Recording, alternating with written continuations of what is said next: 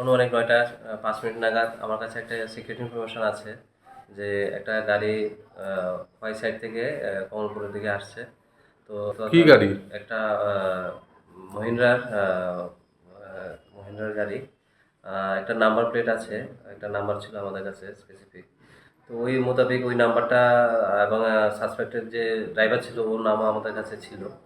তো আমরা ওই তথাপি বড়বাবু এবং আমাদের এসডিপিও সাহেবকে ইনফরমেশন দিয়ে আমরা প্রপার যা করার করণীয় অফিসিয়াল কাজগুলি সেরে নিয়ে আমরা শ্রীরামপুর নাকাতে আমরা যাই এবং ওইখানে র্যান্ডমলি সার্চ করা শুরু করেছি সাসপেক্ট ভেহিকলটার জন্য।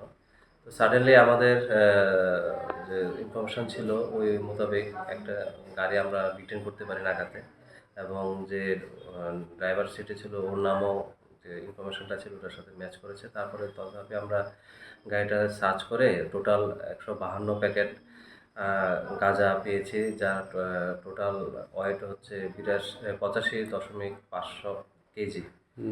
তো আর সঙ্গে একটা মোবাইল ফোন, একটা ড্রাইভিং লাইসেন্স।